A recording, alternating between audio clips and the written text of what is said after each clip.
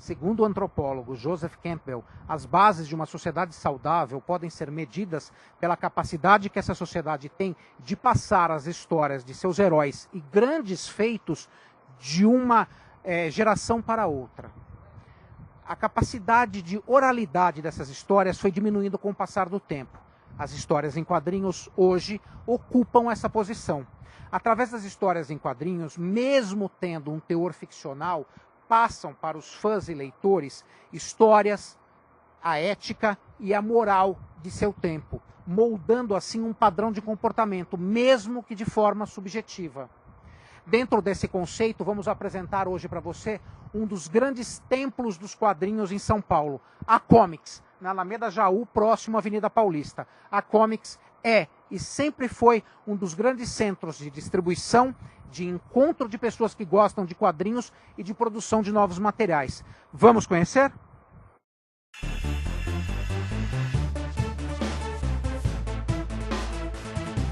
Estamos aqui na Alameda Jaú, em São Paulo, e vamos conversar com o Jorge, o gerente de um dos últimos grandes redutos dos quadrinhos de São Paulo, a Comics. Boa noite, Jorge, tudo bem? Boa noite, tudo bem. Como que surgiu a Comics? Conta pra gente um pouco da história da Comics. A Comics surgiu numa banca de jornal, né, na Alameda Lorena. Lá a gente era fã de quadrinhos, né, e criou um ponto alternativo de quadrinhos. Só que naquela época o mercado era bem restrito, né?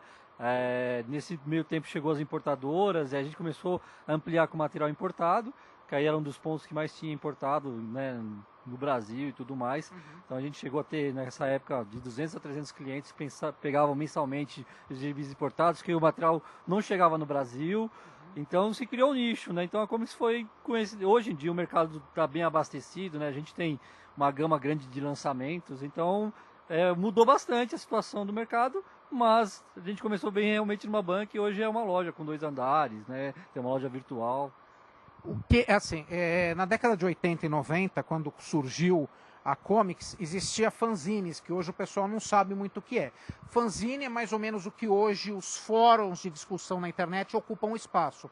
Os fãs criavam histórias, comentavam sobre as revistas em quadrinhos, em publicações feitas por xerox, e eram distribuídos em alguns locais. A Comics também foi um dos grandes templos dos fanzines, onde os fãs disponibilizavam material, se reuniam. Eu lembro, não sei se hoje ainda acontece, eu lembro que a Comics promovia reuniões dos fãs, discutindo grandes obras. A Comics sempre foi pioneira nesse sentido. Ainda acontece esse tipo de evento aqui?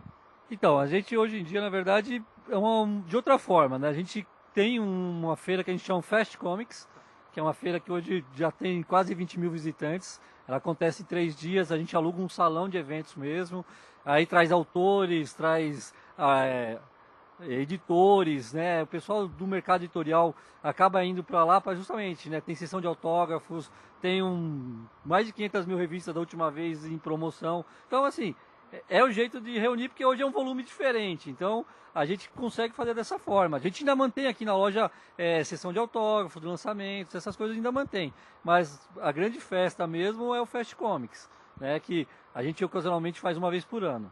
Legal. E me diz uma coisa, assim, você falou que a Comics surgiu com fãs de quadrinhos que queriam ter acesso. Antigamente aqui no Brasil tinha aquele princípio do dólar livro, que você tinha que importar, demorava, tudo. E a Comics sempre foi uma das pioneiras nisso. Se a pessoa queria algum quadrinho importado, tudo, tinha que recorrer à Comics. Depois vocês começaram a investir em figuras de ação, pequenas coisas, pois na época era difícil trazer. Hoje, qual é o carro forte da Comics? Ainda continua sendo os quadrinhos? É mais mangá? Ou tem público para todos os produtos que a Comics consegue disponibilizar para os fãs?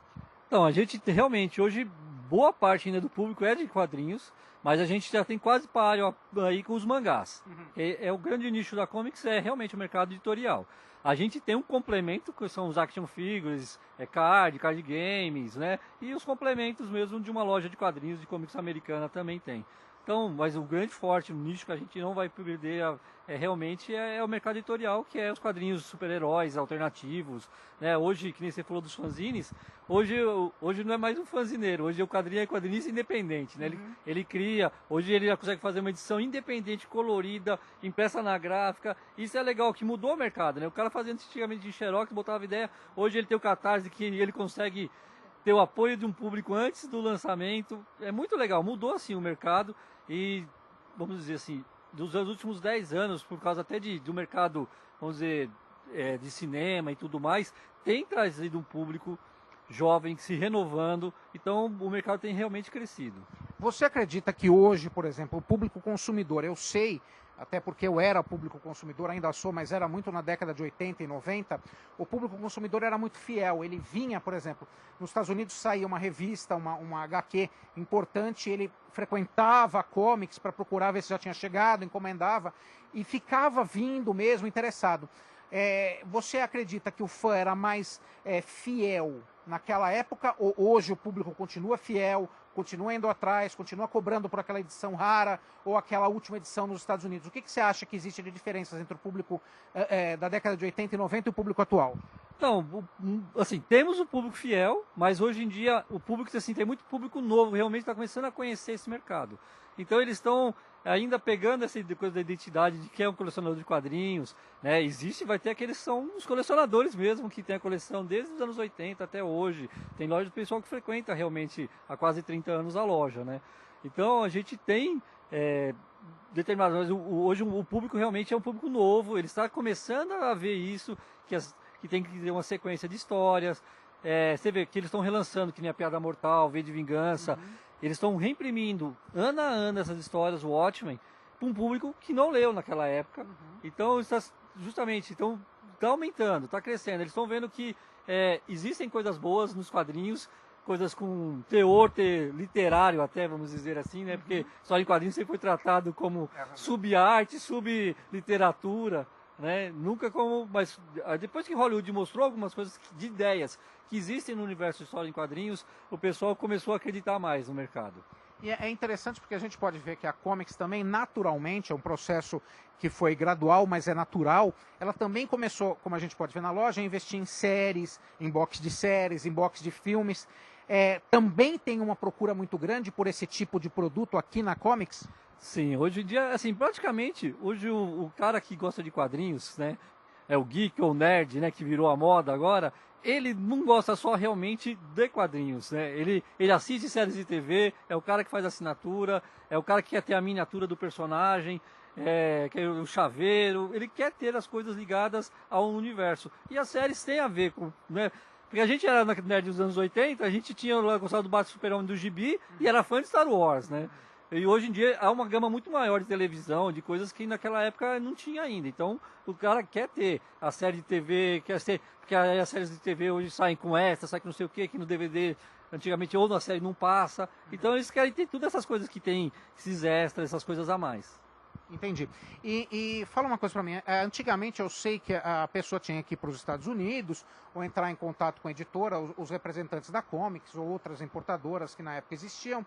E tinham que peneirar as revistas, não se dava para fazer negócio direto com as distribuidoras lá fora. A pessoa comprava uma edição. Então, edições raras, por exemplo, a Piada Mortal, The Killing Joke, quando foi lançada em capa de couro, era um artigo completamente de luxo no Brasil, porque era difícil conseguir.